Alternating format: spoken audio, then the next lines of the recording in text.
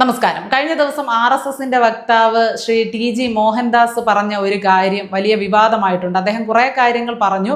അതിൽ ഏറ്റവും കൂടുതൽ മോശമായിട്ട് എനിക്ക് തോന്നിയത്, അനാവശ്യമായിട്ട് എനിക്ക് തോന്നിയത്, ബലാത്സംഗം ചെയ്യുന്നത് ഇഷ്ടപ്പെടുന്ന സ്ത്രീകളുണ്ട് എന്നതാണ്. ഏത് സന്ദർഭത്തിൽ പറഞ്ഞതാണെങ്കിലും ഏത് ആവേശത്തിന്റെ പുറത്ത് പറഞ്ഞതാണെങ്കിലും അങ്ങേയറ്റത്ത് തോന്നിയാസമാണ് അദ്ദേഹം പറഞ്ഞത്. ആ ഒരു വിഷയം നിങ്ങളുടെ മനസ്സിലിരിക്കട്ടെ. ഈ ബലാത്സംഗം ഇഷ്ടപ്പെടുന്ന സ്ത്രീകളുണ്ട് എന്ന് ഈ TG മോഹൻദാസ് പറഞ്ഞ കാര്യം ഇരിക്കട്ടെ. അതിനോടൊപ്പം തന്നെ ഏതാനും ആഴ്ചകൾക്ക് മുമ്പ് ശ്രീലക്ഷ്മി അറയ്ക്കൽ എന്ന സ്ത്രീകളെ മൊത്തം പ്രതിനിധീകരിച്ചുകൊണ്ട് സംസാരിക്കുന്നു എന്നതുപോലെ ഒരു കാര്യം പറഞ്ഞു. ഓവുലേഷന്റെ സമയത്തൊക്കെ സ്ത്രീകൾക്ക് സെക്സിനോട് ഭയങ്കര ആഗ്രഹമായിരിക്കും. ആ ഒരു ലൈംഗികത അങ്ങ് കൂടിക്കിടന്ന് തിളച്ചിട്ട് ആരെങ്കിലും കിട്ടിയാൽ മതി എന്ന രീതിയിലൊക്കെയാണ് സ്ത്രീകളുടെ അപ്പോഴത്തെ ഒരു മനോഭാവം. ഫെമിനിസ്റ്റുകളെയൊക്കെ നിങ്ങൾ പ്രണയിച്ചാൽ നിങ്ങൾക്ക് ഭയങ്കര ചാകരയാണ്, സെക്സിനൊന്നും ഒരു പഞ്ഞവും കാണില്ല തുടങ്ങിയ കാര്യങ്ങളൊക്കെ സ്ത്രീ സ്ത്രീ സ്ത്രീ എന്ന് എടുത്തു പറഞ്ഞുകൊണ്ട് സ്ത്രീകളെ പ്രതിനിധീകരിച്ചുകൊണ്ട് ഞാൻ ആദ്യം പറഞ്ഞതുപോലെ എന്ന വ്യാജേന അവർ പറയുന്നത് കേട്ടു. അതും ഏറ്റവും വലിയ അസംബന്ധമാണ്. അതിനോടൊപ്പം തന്നെ മറ്റൊരു കാര്യം കൂടെ പറയാം. നിമിഷ ബിജോയ് എന്ന ഒരു സ്ത്രീ, അവര് ഈ സമൂഹ മാധ്യമങ്ങളിലൊക്കെ ലൈവ് ചെയ്ത് നൈറ്റ് ലൈവുകളൊക്കെ ചെയ്ത് ജീവിക്കുന്ന ഒരു സ്ത്രീയാണ്. തുണി അവിടെയും ഇവിടെയൊക്കെ മാത്രം ഉടുത്തുകൊണ്ട് ആളുകളെ പ്രലോഭിപ്പിച്ചുകൊണ്ട് ലൈവുകളൊക്കെ ചെയ്യാറുണ്ട്. ഞാൻ ഇനി അത്തരം സ്ത്രീകളെ കുറ്റം പറയാൻ തയ്യാറല്ല. കാരണം ഈ വാങ്ങാൻ ആളുണ്ടെങ്കിലാണല്ലോ വിൽക്കാൻ ഓരോ സാധനങ്ങൾ ഇറങ്ങുന്നത്. ഡിമാൻഡിനനുസരിച്ചാണല്ലോ ഓരോ സാധനങ്ങൾ മാർക്കറ്റിൽ ലഭ്യമാകുന്നത്. ഇവരുടെയൊക്കെ ലൈവുകൾ കാണാൻ പൈസയും കൊടുത്ത് വായും പൊളിച്ച് ചെന്നിരിക്കുന്ന ആണുങ്ങൾ ഉള്ളിടത്തോളം കാലം ഒരു നിമിഷം അല്ലെങ്കിൽ ഒരു നിഷാനയോ ആരെങ്കിലും ഒരുപാട് സ്ത്രീകൾ ഇപ്പൊ ലൈവുകളൊക്കെ ചെയ്യുന്നുണ്ട്. ഒരാളല്ലെങ്കിൽ മറ്റ്1000 പേര് ഉണ്ടായിക്കൊണ്ടേയിരിക്കും. നമ്മളൊക്കെ ഇത് പറഞ്ഞാലും ഇതിനൊന്നും ഒരു മാറ്റവും ഉണ്ടാകാൻ പോകുന്നില്ല. അതുകൊണ്ട് പുരുഷന്മാർ നിങ്ങളുടെ പൈസയും സമയവും ലാഭിക്കണമെന്ന് തോന്നുന്നുണ്ടെങ്കിൽ, വെറുതെ നഷ്ടപ്പെടുത്തുകയാണ് എന്ന ബോധം നിങ്ങൾക്കുണ്ടെങ്കിൽ ഇതിനൊന്നും പോകാതിരിക്കുക. അല്ലാതെ ഈ പെണ്ണുങ്ങളെ ഞാൻ ഇനി ഒരിക്കലും കുറ്റം പറയില്ല. ഞാൻ പറഞ്ഞു വന്നത്, ഈ നിമിഷ ബിജോയ് എന്ന സ്ത്രീ ഒരു ദിവസം ഒരു ഇന്റർവ്യൂ നടത്തിയപ്പോൾ അവരോട് പറയുകയാണ്, എൻ്റെ മൂത്രം ആവശ്യപ്പെടുന്ന ആളുകളുണ്ട്, യൂറിൻ വേണം, ഞാൻ ഉപയോഗിച്ച അടിവസ്ത്രം വേണം എന്നൊക്കെ ആവശ്യപ്പെട്ട് ലൈവിൽ ആളുകൾ വരാറുണ്ട് എന്ന്. സ്വന്തമായിട്ട് ഭാര്യയുള്ള അല്ലെങ്കിൽ കാമുകിയുള്ള മക്കളും കൊച്ചുമക്കളും ഒക്കെയുള്ള ആളുകൾ വരെയാണ് ഇവരുടെയൊക്കെ ലൈവിൽ പോകുന്നത്. 18ഉം 19ഉം വയസ്സുള്ള കൊച്ചു പയ്യന്മാരും ഇവരുടെയൊക്കെ ലൈവുകളിൽ പോകാറുണ്ട്. ഇവരിൽ പലരും ആവശ്യപ്പെടുന്നത് ഇത്തരം കാര്യങ്ങളാണെന്ന്. എന്തുകൊണ്ടാണ് ഇതൊക്കെ നടക്കുന്നത്? അതായത് ആദ്യം ഒരാൾ പറയുന്നു ബലാത്സംഗം ചെയ്യുന്നത് സ്ത്രീകൾക്ക് ഇഷ്ടമാണ്. പിന്നെ ഒരു സ്ത്രീ പറയുന്നു ഓവുലേഷൻ്റെ ഒക്കെ സമയത്ത് ചില സമയത്ത് സ്ത്രീകൾക്ക് ആരെങ്കിലും കിട്ടിയാൽ മതി സെക്സ് ചെയ്യാൻ അവർ താല്പര്യം കാണിക്കുന്നു, അമിതാവേശം കാണിക്കുന്നു, ആരെങ്കിലും കിട്ടിയാൽ മതി എന്ന രീതിയിൽ. പിന്നെ ഒരിടത്ത് പറയുന്നു ഇവരുടെ യൂറിൻ ആവശ്യപ്പെടുന്നു, ഉപയോഗിച്ച അടിവസ്ത്രം ആവശ്യപ്പെടുന്നു. ഇതൊക്കെ എന്തുകൊണ്ടാണ്? ഇതിനൊക്കെ ഒന്ന് കണക്ട് ചെയ്ത് നമ്മൾ നോക്കിയാൽ മനസ്സിലാകും. ഓരോരുത്തരുടെ ലൈംഗിക ഭാവനകളാണ്, സെക്ഷുവൽ ഫാന്റസീസ് എന്ന് പറയും. അതൊക്കെ ഓരോരുത്തരും മനസ്സിൽ സങ്കല്പിച്ചുണ്ടാക്കുന്ന കാര്യങ്ങളാണ്. എന്നിട്ട് അത് മറ്റുള്ളവരുടെ എല്ലാവരുടെയും പേരിൽ അങ്ങ് സ്വന്തം അഭിപ്രായം അങ്ങ് പറഞ്ഞേക്കും. പൊതുജനങ്ങളെല്ലാം ഇങ്ങനെയാണ് എന്ന തരത്തിൽ അങ്ങനെ അങ്ങ് അവർ പൊതുജനങ്ങളിലേക്ക് അതിൻ്റെ ഉത്തരവാദിത്വം അടിച്ചേൽപ്പിച്ചുകൊണ്ടങ്ങ് സംസാരിക്കും. ഇതൊക്കെ അവരുടെ മനസ്സിൻ്റെ പ്രശ്നമാണ് അല്ലെ. ഇങ്ങനെ ആരെങ്കിലും ഉപയോഗിച്ച് അടിവസ്ത്രം ചോദിക്കുന്നു, അല്ലെങ്കിൽ നിങ്ങളുടെ ഫ്രഷ് ആയിട്ടുള്ള യൂറിൻ വേണം എന്നൊക്കെ ചോദിക്കുന്നത് ഓരോരുത്തരുടെയും സെക്ഷുവൽ ഫാന്റസിയാണ്. ബലാത്സംഗം ചെയ്യുന്നത് സ്ത്രീക്ക് ഇഷ്ടമാണ് എന്ന് തോന്നുന്നത് ആ TG മോഹൻദാസിന്റെ ചിന്തയാണ്. അയാൾക്ക് ഒരു പക്ഷേ അതിലൂടെ എന്തെങ്കിലും സുഖം കിട്ടുന്ന രീതിയിലുള്ള ചിന്ത ഉണ്ടായിരിക്കാം. അതുകൊണ്ടാണ് അദ്ദേഹം അങ്ങനെ അതിനെ വ്യാഖ്യാനിച്ചത്.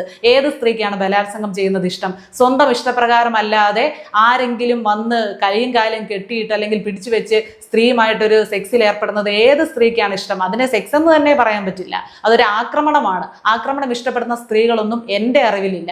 അതുപോലെ തന്നെ ഈ ശ്രീലക്ഷ്മി അറയ്ക്കൽ പറഞ്ഞത് ആരെങ്കിലും കിട്ടിയാൽ മതി. ഏത് പെണ്ണുങ്ങളാണ് ആരെങ്കിലും കിട്ടിയാൽ മതി എന്ന രീതിയിലിരിക്കുന്നത്? ഭർത്താക്കന്മാരൊക്കെ വിദേശത്തുള്ള അല്ലെങ്കിൽ പങ്കാളികളൊന്നും കൂടെ ഇല്ലാത്ത വിധവകളായ ഒരുപാട് സ്ത്രീകൾ ഇവിടെ ജീവിക്കുന്നുണ്ട്. അവരൊക്കെ ഓവുലേഷന്റെ സമയത്ത് നാട്ടിൽ കിട്ടുള്ള ആരെങ്കിലും വിളിച്ച് കയറ്റുകയാണോ ചെയ്യുന്നത്? ആരെങ്കിലും കിട്ടിയാൽ ഒന്ന് സെക്സ് ചെയ്യാമായിരുന്നു എന്ന് കരുതുകയാണ് ചെയ്യുന്നത്? ഒന്നുമല്ല. ആ ഒരു ചിന്ത പോലും ഇല്ലാതെ ജീവിക്കുന്ന ഒരുപാട് പേരുണ്ട്. സന്യാസിനി സമൂഹങ്ങൾ ഇവിടെ ഉള്ള നാടാണ്. ഈ ഒരു വികാരമൊന്നും ഒരിക്കലും തോന്നാത്ത, അല്ലെങ്കിൽ നിത്യജീവിതത്തിൽ ഒരിക്കൽ പോലും തോന്നാത്ത ആളുകൾ പോലും ഉണ്ട്. മനുഷ്യ സഹജമാണ്. ലൈംഗികതയൊക്കെ വേണ്ടതാണ്. നമ്മുടെ ജനറേഷന്റെ നിലനിൽപ്പിനും നമ്മുടെ സ്വസ്ഥമായിട്ടുള്ള ഹോർമോണുകളുടെ നിലനിൽപ്പിനും എല്ലാത്തിനും നമുക്ക് ഇതൊക്കെ ആവശ്യമാണ്. പക്ഷെ അതൊക്കെ വേണ്ട രീതിയിൽ മാത്രം ചെയ്യുക എന്നിടത്താണ് മനുഷ്യനാകുന്നത്. അല്ലെങ്കിൽ മനുഷ്യനും മൃഗങ്ങളും കൂടെ വലിയ വ്യത്യാസമൊന്നുമില്ല. ഇവരുടെയൊക്കെ വായിൽ വരുന്നത് വിളിച്ചു പറയുന്നത് ഇവരുടെയൊക്കെ ലൈംഗിക ഭാവനകൾ മാത്രമാണ്.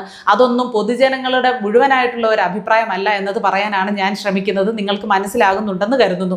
അതുകൂടാതെ എനിക്ക് ഇന്ന് ഒരു കാര്യം കൂടെ സൂചിപ്പിക്കാനുണ്ട്. ലൈവുകളൊക്കെ സ്ത്രീകൾ വരുന്ന കാര്യം ഞാൻ പറഞ്ഞിട്ടുണ്ട്. ഇനി അതിനെപ്പറ്റി സംസാരിക്കില്ല. ഈ ചെറുപ്പക്കാരായിട്ടുള്ള സ്ത്രീകൾ അല്ലെങ്കിൽ മധ്യവയസ്കരായിട്ടുള്ള സ്ത്രീകളെ കൂടാതെ ഇപ്പോൾ ഒരു 60 വയസ്സ് കഴിഞ്ഞ കുറേ അമ്മച്ചിമാർ ഇറങ്ങിയിട്ടുണ്ട്. അത് നമുക്ക് സഹിക്കാനേ പറ്റുന്നില്ല. അവർക്ക് എവിടെ കാണിക്കണം, എങ്ങനെ കാണിക്കണം, എപ്പോൾ കാണിക്കണം എന്നൊന്നും യാതൊരു നിശ്ചയവുമില്ല. അവർ ഫോൺ എടുത്തു പിടിച്ചുകൊണ്ട് കൈകൊണ്ട് അവിടെ മാറിടത്തിൽ അമർത്തുന്നു, അവിടെ വെക്കുന്നു, തുണി പൊക്കി മുകളിലേക്ക് വെക്കുന്നു, അവിടേക്ക് ക്യാമറ കൊണ്ടുപോകുന്നു. എങ്ങനെ കൃത്യമായിട്ട് ക്യാമറ അല്ലെങ്കിൽ ഫോൺ ഉപയോഗിക്കണം എന്ന് പോലും അറിയാത്ത അമ്മച്ചിമാരൊക്കെ ഇങ്ങനെ തുടങ്ങിയിട്ടുണ്ട്. തല നരച്ച അമ്മച്ചിമാർ. ഞാൻ ഈയിടെ കണ്ടതാണ് ഒരു മലയാളി സ്ത്രീ, അവർക്കൊരു 60 വയസ്സിന് മുകളിൽ പ്രായം വരും. അവർ ഫോൺ അടുത്ത് വെച്ചിട്ട് ചുണ്ട് കടിക്കുന്നു, നനയ്ക്കുന്നു, പല്ലുകൊണ്ട് ചുണ്ട് കടിക്കുന്നു, എന്തൊക്കെയോ കൺപീലി ചിമ്മുന്നു, കൃഷ്ണമണി മുകളിലേക്ക് ആക്കുന്നു, എന്തൊക്കെയോ വികാരങ്ങൾ വരുന്നതായിട്ട് കാണിക്കുന്നു. റോഡിലൂടെ നടക്കുകയാണ്, നടന്നുകൊണ്ട് മനുഷ്യരോട് സംസാരിക്കുകയാണ്, ഫ്രണ്ട് ക്യാമറ ഓൺ ചെയ്ത്. കുറേ ആളുകളൊക്കെ കണ്ടിട്ടുണ്ടായിരിക്കും. അവരുടെ ഒന്നും ഫോട്ടോ കൊടുക്കാനൊന്നും ഞാൻ ഉദ്ദേശിച്ചിട്ടില്ല.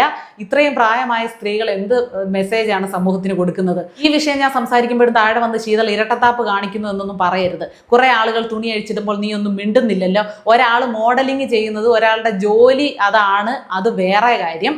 ആളുകൾ കാണാൻ വേണ്ടി, ആളുകളുടെ പൈസ തട്ടിയെടുക്കാൻ വേണ്ടി, ശ്രദ്ധ കിട്ടാൻ വേണ്ടി മനഃപൂർവ്വം ഉടുത്തുകൊണ്ട് വന്ന തുണി അഴിച്ചു കാണിക്കുന്നത് വേറെ ഒന്ന്. ഒരു ലൈവ് പോയിക്കൊണ്ടിരിക്കുന്നു നമ്മൾ ഒരുപാട് പേരുടെ ലൈവുകളൊക്കെ കാണാറുണ്ട്. ആ സമയത്ത് തുണി പൊക്കി വെച്ച് കാണിക്കേണ്ട എന്ത് കാര്യമാണ്? അല്ലെങ്കിൽ നേരെ ഇട്ടിരിക്കുന്ന ഒരു ഡ്രസ്സിൻ്റെ കഴുത്ത് ഇങ്ങനെ താഴ്ത്തി പിടിച്ച് കാണിക്കേണ്ട കാര്യം എന്താണ്? അതൊക്കെ പ്രഹസനമാണ്. ഇതൊക്കെ തമ്മിൽ വ്യത്യാസമുണ്ട്. നമുക്കറിയാം, ഒരാളെ കാണുമ്പോൾ ചിലരൊക്കെ, ഞാൻ ഇതിനു മുമ്പ് സൂചിപ്പിച്ചിട്ടുണ്ട്, ചില പെൺകുട്ടികളൊക്കെ അല്ലെങ്കിൽ സ്ത്രീകളൊക്കെ ഷോർട്ട് ഡ്രസ്സുകളൊക്കെ ഇട്ടിട്ട് നടക്കും. അവർക്കതിൽ യാതൊരു ആത്മവിശ്വാസക്കുറവുമില്ല. അവരത് ശീലിച്ചിട്ടുണ്ട്.